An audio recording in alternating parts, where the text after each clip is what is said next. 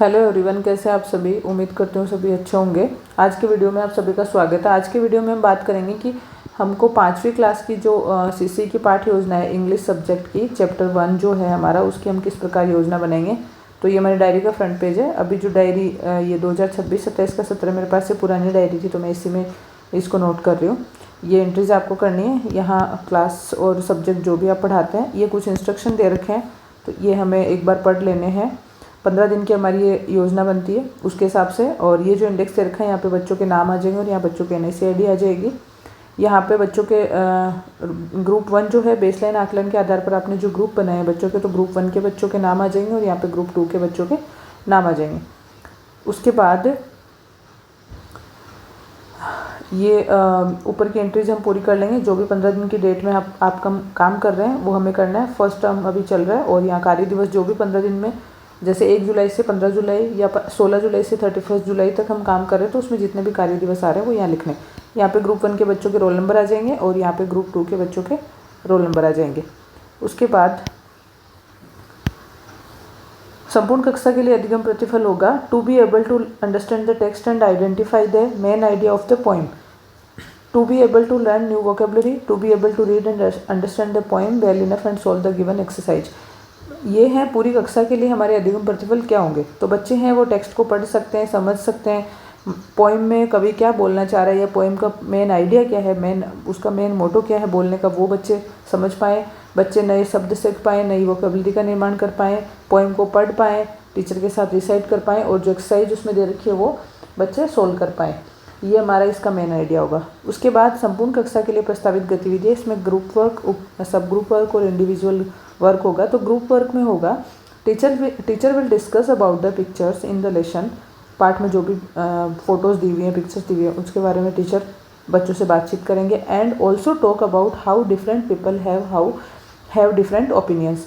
और टीचर बच्चों से इस बारे में भी बात करेंगे कि अलग अलग लोगों के अलग अलग विचारधाराएँ कैसे होती हैं, उनके ओपिनियंस हर चीज़ को लेकर अलग अलग कैसे होते हैं, इसके बारे में भी बात करेंगे। After that teacher will read the poem. उसके बाद टीचर है वो पोइम को पढ़ेंगे विद करेक्ट प्रोनाउंसिएशन, सही उच्चारण के साथ, and write some new words with Hindi meaning on the blackboard. और जो भी टफ वर्ड मीनिंग है वो हम बच्चों को ब्लैक बोर्ड पर लिख के कॉपी में नोट करवा सकते हैं।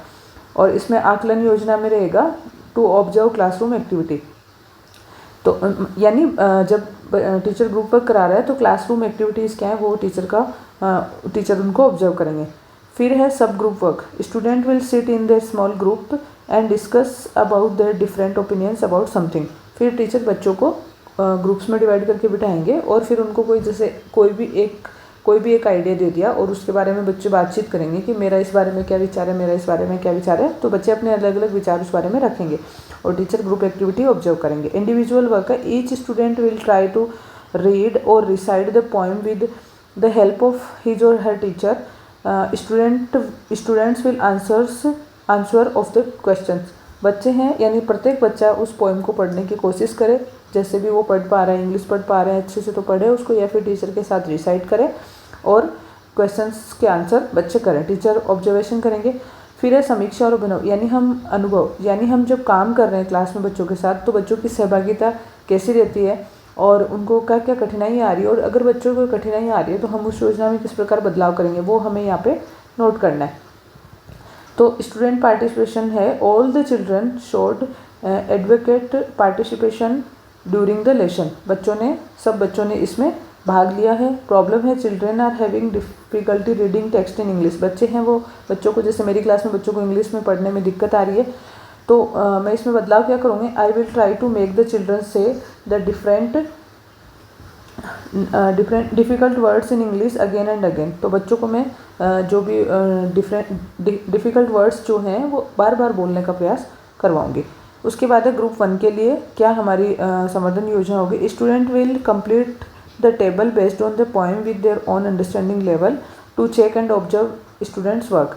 फिर है ग्रुप 2 के बच्चों के लिए to be able to write and read 3 letter words like at, app, family word. जो CBC वर्ड्स हैं वो हम बच्चों को, ग्रुप 2 के बच्चे हैं वो पूरी वो टफ इंग्लिश नहीं पढ़ पाएंगे, तो हम उनके लिए इजी वाले वर्ड्स हैं वो पढ़ने का प्रयास कराएंगे। To be able to read simple words from the chapter, और पार्ट में कुछ अगर इजी वर्ड दे रखे हैं तो उनको बच्चे पढ़ने का प्रयास करेंगे। फिर है ग्रुप 2 के लिए ग्रुप वर्क होगा। Teacher will recite the poem again slowly and loudly. Teacher will write 3 letter word like जो सीबीसी वर्ड्स होते हैं mat, bat, cat, pet, fat, cap, gap, lap, map, tap etcetera and repeat them again and again, और बच्चे भी उसको वापस पढ़ने का प्रयास करेंगे और उनको वापस रिपीट करेंगे। ऑब्जर्वेशन अबाउट स्टूडेंट अंडरस्टैंडिंग, बच्चे को कितनी समझ बनी इसके बारे में ऑब्जर्व करना है। इंडिविजुअल वर्क है, student will read and write these 3 letter word, ये जो 3 लेटर वर्ड्स टीचर मैम या सर जो भी हैं आप क्लास में लिखवाएंगे, ये बच्चे नोटबुक में नोट करेंगे। Students have learned about the main idea of the poem, 15 दिन में हमने बच्चों को क्या सिखाया, तो बच्चों ने पोइम के बारे में मेन आइडिया वो जाना। Student can read 3 letter words with correct pronunciation, बच्चे 3 लेटर वर्ड है उनको पढ़ने का प्रयास कर रहे हैं या पढ़ पा रहे हैं। फिर पाक्षिक योजना में अधिगम उपलब्धि हमारी रहेगी। Students have tried to learn and read the lesson with correct pronunciation, बच्चे हैं उन्होंने पोइम को समझा है, उसको वो पढ़ने का प्रयास कर रहे हैं और सही उच्चारण के साथ पढ़ने की कोशिश कर रहे हैं। ये वाली ये पोइम है फर्स्ट चैप्टर जो है, तो इसमें जैसे इजी वर्ड्स हैं, ये ग्रुप 2 के बच्चे ये पढ़ सकते हैं। ये वाले हैं, ये है someone told me school was all work with no time for fun, no one told me how happy I would feel when all my assignments were done, I found that out myself। ये poem दे रखी है, तो ये poem हम बच्चों को पढ़ाएंगे, इस प्रकार इसकी योजना बनाएंगे पाक्षिक योजना। तो आप भी इसको कंप्लीट इस प्रकार से आप इसकी सहायता लेके और आपकी क्लास के अनुसार इसको आप नोट कर सकते हैं।